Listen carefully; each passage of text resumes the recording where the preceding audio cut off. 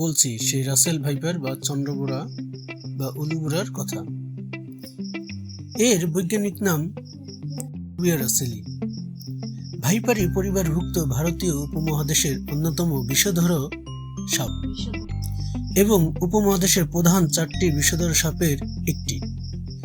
চন্দ্রবোরা 1797 সালে জর্জ এবং ফ্রেডরিক পলিডন নোডার কর্তৃক আনুষ্ঠানিকভাবে বর্ণিত হয়। এর পূর্বে প্যাট্রিক রাসেল 1796 সালে তার an account of Indian serpents collected on the coast of Coromandel বইয়ে চন্দ্রবোরা সম্পর্কে লিখেছিলেন ও তার নাম অনুসারে এটি রাসেল ভাইপার বা রাসেলস ভাইপার নামেও পরিচিত। চন্দ্রবোরার দেহ মোটাসোটা, লেজ ছোট ও সরু। প্রাপ্তবয়স্ক সাপের দেহের দৈর্ঘ্য সাধারণত 1 মিটার। দেহের সর্বোচ্চ দৈর্ঘ্য 1.8 মিটার পর্যন্ত উল্লেখ করা হয়েছে। এর মাথা চ্যাপ্টা, ত্রিভুজাকার এবং ঘাড় থেকে আলাদা। থুতুনি ভর্তা, গোলাকার এবং উথিত। নাসারন্ধ্র বড়। পিপে আকৃতি সাধারণত কিছুটা ছোট হয়। চন্দ্রবোরা সাপ ভারত, পাকিস্তান, শ্রীলঙ্কা, ভুটান, চীনের দক্ষিণাংশ, Taiwan, Thailand, Cambodia, Indonesia, Nepal ও বর্তমানে আমাদের বাংলাদেশের খুব প্রকট আকার ধারণ করেছে। এটি ভারতের পশ্চিমবঙ্গের নদিয়া, বর্ধমান, উত্তর 24 পরগনা ও বাঁকুড়া জেলার গ্রাম অঞ্চলে ভয়ের অন্যতম কারণ। আগে শুধুমাত্র বাংলাদেশের রাজশাহী অঞ্চলে এই সাপ দেখা যেত, যে কারণে এটি বরেন্দ্র অঞ্চলের সাপ বলেই পরিচিত। বর্তমানে পদ্মা অববাহিকা ধরে বাংলাদেশের রাজশাহী, রাজবাড়ী, ফরিদপুর, কুষ্টিয়া, মানিকগঞ্জ, চাঁদপুর, হাতিয়া, ভোলাতে চন্দ্রবোরার আক্রমণ প্রকট বেড়েছে। চন্দ্রবোরা ভারত ও বাংলাদেশের মহা বিপন্ন প্রাণীর তালিকায় রয়েছিল। চন্দ্রবোরা সাধারণত ঘাস, ঝোপ, বন, ম্যানোগ্রোভ ফসলের ক্ষেতে, বিশেষ জমির ঘাসযুক্ত উন্মুক্ত ও কিছুটা শুষ্ক পরিবেশে বাস করে। স্থলভাগের সাপ হলেও এটিকে জলে দ্রুত গতিতে চলতে দেখা যায়। ফলে বর্ষাকালে কচুরিপানার সঙ্গে বহুদূর পর্যন্ত ভেসে নিজের স্থানান্তর করতে পারে। এরা নিশাচর। এরা খাদ্য হিসেবে ইঁদুর, ছোট পাখি, টিকটিকি, ব্যাঙ ভক্ষণ করে। বসতবাড়ির আশেপাশে চন্দ্রবোরার খাবারের প্রাচুর্যতা বেশি থাকায় খাবারের খোঁজে চন্দ্রবোরা অনেক সময় লোকালয়ে চলে আসে। পৃথিবীতে প্রতি বছর যত মানুষ সাপের কামড়ে মারা যায়, তার উল্লেখযোগ্য একটি অংশই চন্দ্রবোরার কামড়ে মারা যায়। তবে মানুষকে তেড়ে সে কামড়ায় একথা গুজব মাত্র। এরা মূলত অ্যাম্বাস প্রিডেটর, তাই এক জায়গায় চুপ করে পড়ে থাকে। মানুষ বা বড় কোনো প্রাণীর সামনে এলে এস আকৃতির কুণ্ডলি পাকিয়ে খুব জোরে জোরে হিস হিস শব্দ করে।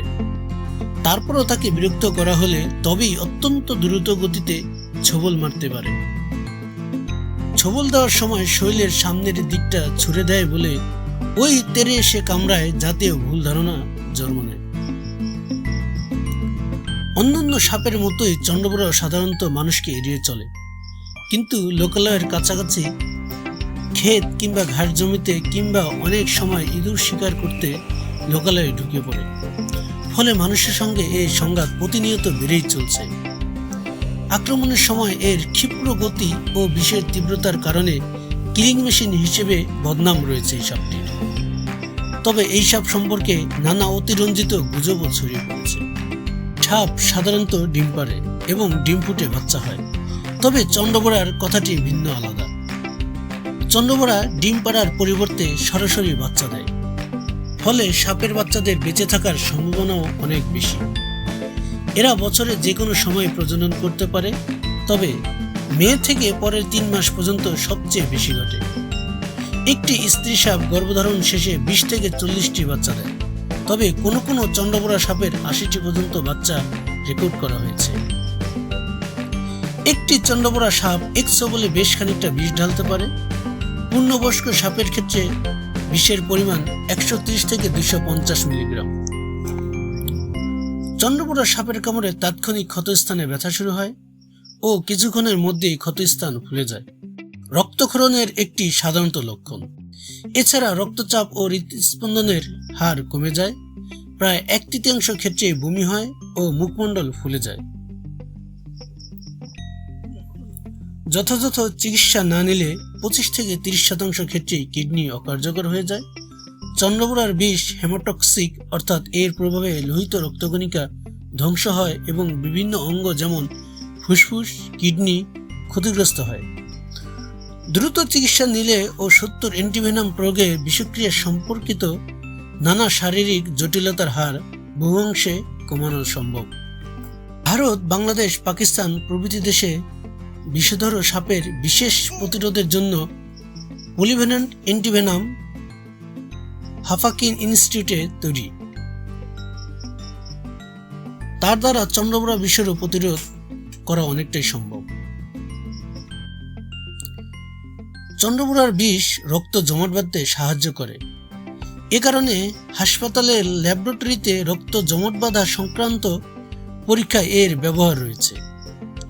রক্ত জমাট বাঁধা, গর্ভধারণ বিষয়ক জটিলতা যেমন গর্ভপাতকালীন এক রোগে নির্ধারণের পরীক্ষায় dilute Russell's viper venom time lupus অ্যান্টিকোয়াগুলেন্টর উপস্থিত নির্ণয়ের চন্দ্রবোড়ার বিষ ব্যবহৃত হয়।